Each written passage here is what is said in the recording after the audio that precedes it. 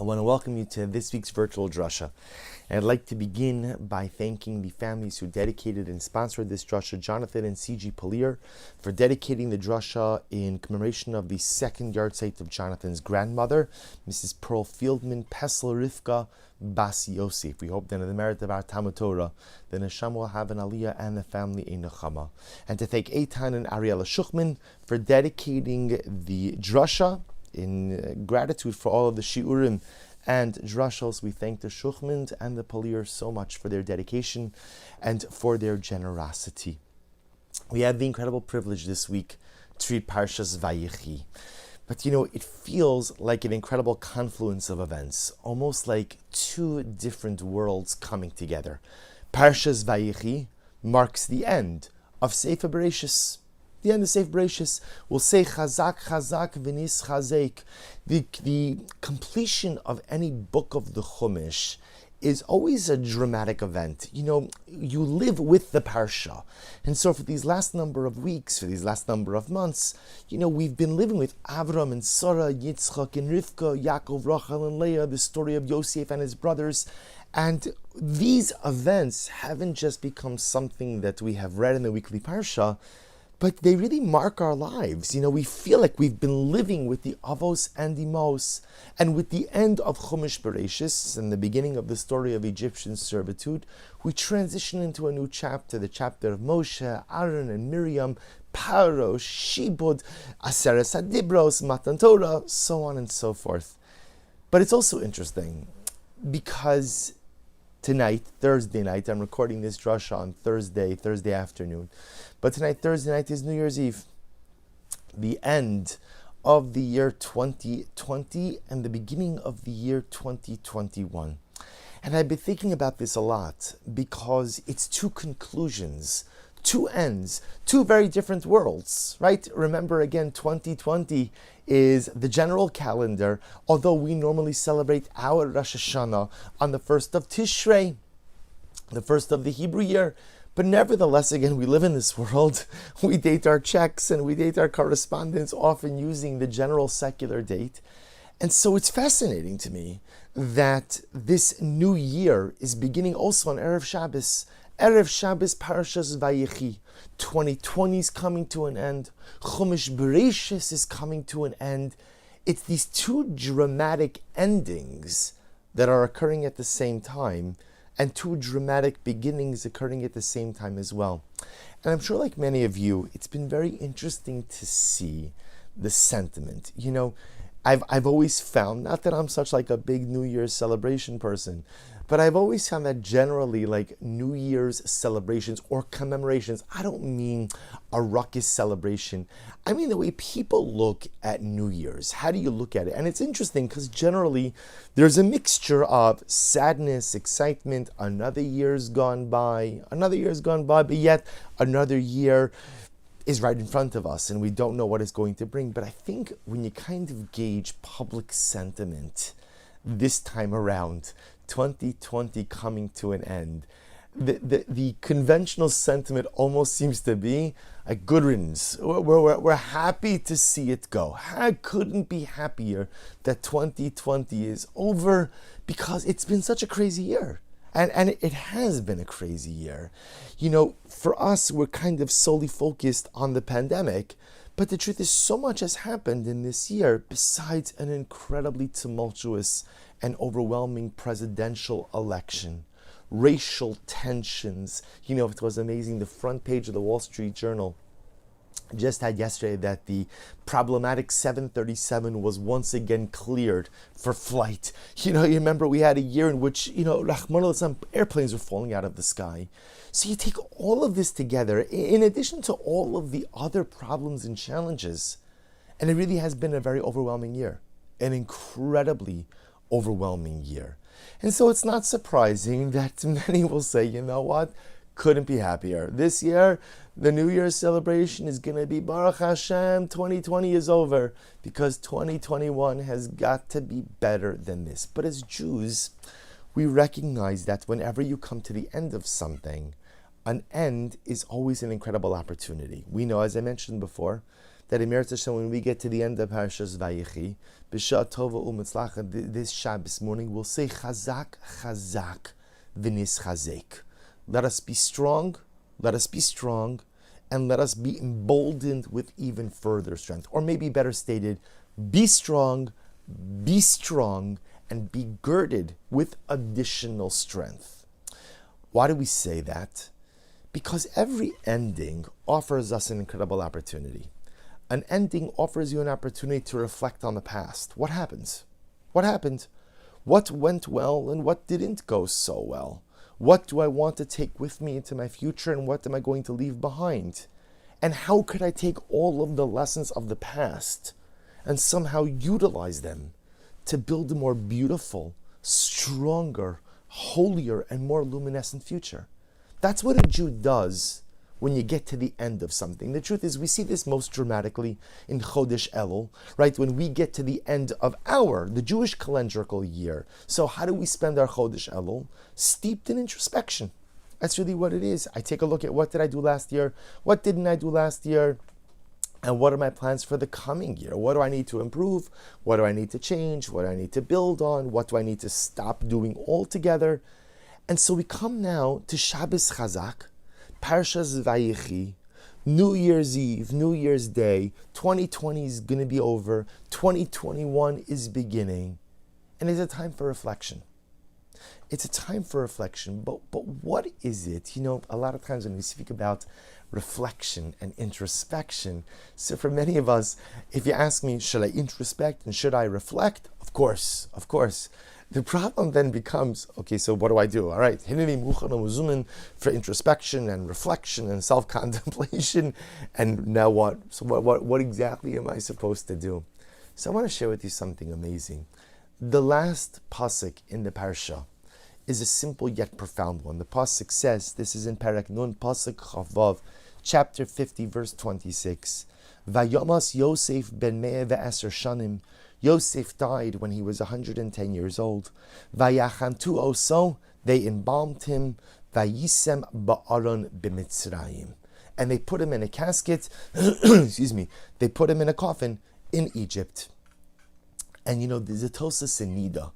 The Tosas Nida says that whenever the Chumash ends, whenever a particular Chumash, a particular book of the Torah ends, Tosas says these words, Mesaimim b'tov.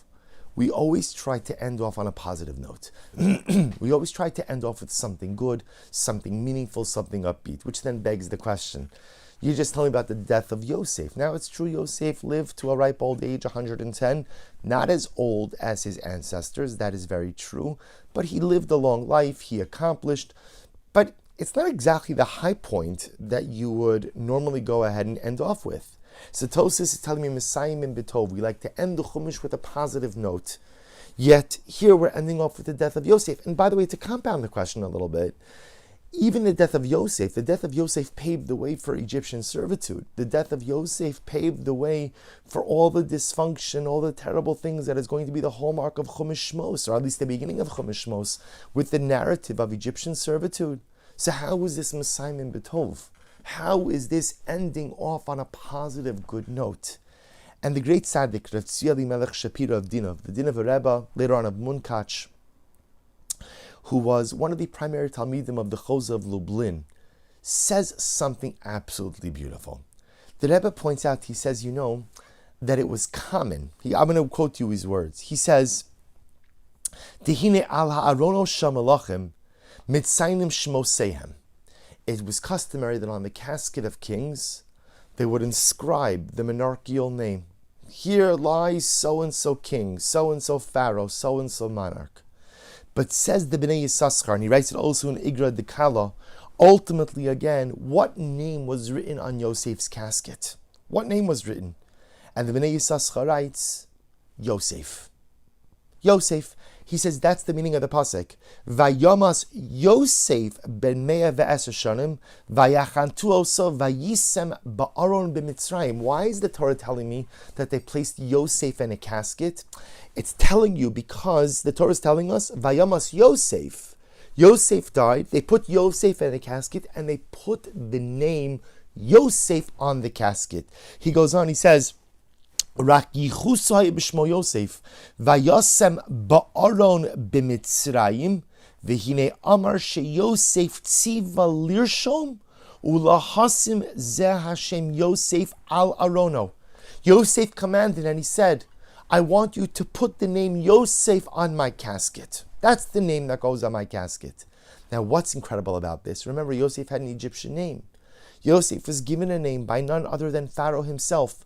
The name that he was given was Tzafnas Paneach, literally translated revealer of hidden things. After Yosef went ahead and interpreted the dreams of Pharaoh, Pharaoh was so overwhelmed and taken by this young man that he gives him this name. You are the revealer of hidden things. And despite the fact that Yosef has this dramatic Egyptian name, Yosef commands, when I die and when you place me in the casket, you are to write the name Yosef on my casket. And the Bnei Yissaschar says, this is the Mesayim B'tov. This is the great last lesson that the Torah HaKedosha is teaching us. That the name inscribed on Yosef's casket wasn't Viceroy, wasn't wisest of all man, wasn't he who saved us from famine, wasn't Tzafnas Paneach, but was simply Yosef. Yosef. And I think the Rebbe is teaching us an incredibly profound idea.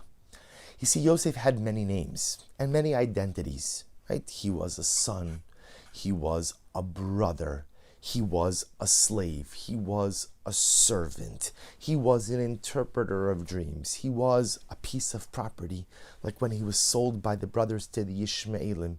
He was a viceroy, he was powerful, he became a husband, a father. He had many different names. But at the end of the day, Yosef, when he died, chose to reclaim that most basic identity. I'm Yosef. What does the name Yosef mean? The name Yosef, Rachel Imenu names her son Yosef. It's an interesting name. She said, Yosef Hashem li ben acher. I hope that Hashem gives me more children. The name Yosef, lahosif, to add. And wasn't this the essence of Yosef HaTzadik? A person who was engaged in perpetual growth. A person who was always looking for opportunities. Opportunities, as we said, for personal growth, but opportunities to give back. Opportunities to give, to help others. It was no accident that Yosef was the one who saved the entire region from famine. Not just his family, not just his brothers and his fathers, not just even his own nation, the entire region. Yosef, he was an individual committed to growth, ongoing growth. He was a Jew. He was a grandson of Avram Avinu. He lived a life of these basic values, and it's true. He had many different identities throughout life, but at the end of the day, his core identity was Yosef. The name on his casket was Yosef. And it's such an incredible insight, because the truth is, like Yosef, we all go through life.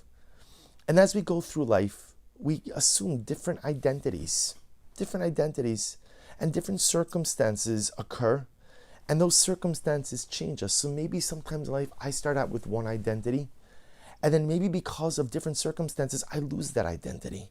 Maybe I began as a hopeful, optimistic, joyful individual, but then as a result of life circumstances, I lost those qualities. I began with one name, I began with one identity, but then over the course of life, I become someone else. And inevitably, over the journey of life, we evolve and we change. Sometimes the change is good. Sometimes I change, I'm better. I'm better today than I was last year. I'm better today than I was in the past. I'm stronger. I'm more resilient. I'm wiser. I'm holier. But sometimes the change isn't positive. Sometimes as a result of the journey of life, life changes me. My circumstances change me. I become someone dramatically different, and not for the better. Not for the better. Sometimes I'm more cynical, more jaded, angrier, more emotionally volatile. I have a shorter fuse. I don't get along with people. I don't get along with my spouse. I don't get along with my kids. I can't get along with my family. And it's easy to say it's everyone else's fault. But maybe it's me. Maybe I've just changed as a result of life. And it happens. It happens to the best of us. I suffer setback. I suffer tragedy. I suffer difficulty. And that leaves its imprint on me. It fundamentally changes me. And so the question becomes, at the end of Yosef's life, Yosef says, I'm choosing to reclaim that most basic identity. I'm Yosef. I'm Yosef. Like Yosef said to his brothers, Ani Yosef. That's it. It's not the titles. It's not the things that I've done. I'm Yosef. That's who I am. I'm reclaiming that identity. And that's what I want you to inscribe on my casket. That's what he told the Egyptians. As we come to the end of 2020, and we come to the end of Chumash Bereshis, an end, like we said before, is a time to look back and reflect. Who have I become? We're 9 months into a pandemic, and in Yirtzeh Hashem, we are coming out of this. Baruch Hashem, the vaccine is here. Vaccines are here, and more will in Yirtzeh Hashem come. And there's no question that in the coming months in Yirtzeh Hashem, we will get vaccinated. Those who have antibodies, Baruch Hashem, and those will be vaccinated. And I'm confident that in just not so long from now, Hayinu kicholmim, this will be like a dream. But as we're 9 months into this, coming to the end of this, how have we changed? And I think we've all changed. I think some of us have, Baruch Hashem, better relationships with our families because we've been forced to spend more time at home. Right? Nothing brings a family together like forced quarantine together. Right? More dinners, more time together, more family time. And I've heard this from so many. Better marriages, better relationships with children, more togetherness, a more feeling of actos, a feeling of being present in family life. For others who may not have the bracha of being together with family, we've become more comfortable with the notion of being alone. Most of us dread being alone. But the truth is, one of the things that the pandemic has taught us is the ability to be comfortable being alone with one's self. I can be alone with me, and I can be okay. Obviously, it's not what I desire. I desire to be with people, desire to be mishpacha, but I could be okay just being with me. But for others, the change has not been so good. For others, the change, unfortunately, has led to a disruption in spiritual life. People, and again, unfortunately, I've heard the stories on both ends. For some, they've stopped their regular rhythm of learning, their regular rhythm of davening. Shul, first, unfortunately, a number have become a thing of the past. Doesn't mean I'm not davening, but it's not the same. I don't necessarily feel connected to a kehillah, connected to a community, connected to a rav. People kind of have gone their own ways. And as a result of a little bit of the loss of the regularly established rhythm, people aren't holding in the same spiritual place. For some, personal observance has suffered. And for some, connection to HaKadosh Baruch Hu has suffered. For others, prolonged family time has not built stronger relationships, but has in fact exposed things that are difficult and things that are broken. And maybe I've been broken for a very long time that I was able to ignore by working long hours and being home less time, but that I can no longer run from. See, we come to the end now. We come to the end of Chumash Bereshis. We come to the end of 2020. And I think when we look back at the last number of months, specifically the pandemic months, we've all changed. We've all changed. The only question is, what's the nature of the change? Is it a good change that I want to continue to build on?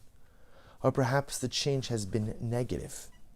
If the change has been positive, incredible. Then use this last day of 2020, use Shabbos Chazak, the last parsha of Chumash Bereshis, Parshas Vayechi, and figure out how you're going to keep building on that dynamic change. How are you going to do better? How are you going to do more? How are you going to take all of the things that you've learned during this pandemic, during this year, during Chumash Bereshis, and how are you going to build it into your life in a more sustainable fashion? But if the changes have not been good, if the changes have not been good, then use these last days of 2020 of Chumash Bereshis to identify and reclaim that which you have lost. What have I lost? Where did I lose my way, and what did I lose? Let me identify what's been lost, because if I can identify it, then that's the beginning to reclamation. Vayamas Yosef vayisem ba'aron b'Mitzrayim. Even Yosef lost Yosef for a little while. Even Yosef lost Yosef when he became an Eved. And I'm sure that there were times that even Yosef lost Yosef when he became Tzafnas Paneach. But at the end of the day, the greatness, the meaning of the last pasuk in the parasha is that Yosef found the strength to reclaim that which he had lost. That's what Tosa says, Mesayim Betov. That's the good. That's the good. That Yosef reclaimed that which was lost. And so no matter what you've lost over the course of the pandemic, no matter what I have lost over the course of Chumash Bereshis, no matter what parts of my persona are no longer here, I wish they were, but they're not here, because of the trial and tribulations and turbulence of the last number of months, I can reclaim it. I can reclaim it. And I don't have to wait to make the inscription on my casket to reclaim it. I can reclaim it now. If there are things that you have lost, character traits, attributes, kochos, personality, that you have lost over the last number of months, identify and reclaim. If Yosef could do it, so can we. So, I don't subscribe to the notion of just saying, Baruch Hashem, 2020 is over. Yeah, I'm happy that some of the events of 2020 are behind us, and halavai, they will not be replicated and repeated in 2021.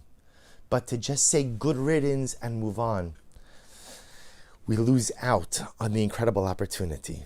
Because the Kadosh Baruch Hu controls everything, even the confluence of the end, or the secular New Year, and the end of Chumash Bereshis. That's from HaKadosh Baruch Hu also. And it's the Ribono Shel Olam whispering in our ear, as the year comes to an end, as the Chumash comes to an end, take stock of what you've gained, and take stock of what you've lost. What you've gained, build on it in the Chumash ahead, build on it in Shmos, build on it in 2020. And what you've lost, find the courage to identify, find the courage to reclaim, find the courage to be a Yosef. And in that sichos, chazak, chazak, v'nis chazek, will not simply be something that we say, but it'll be something that we live. Wishing everyone a good Erev Shabbos and a beautiful Shabbos Kodesh.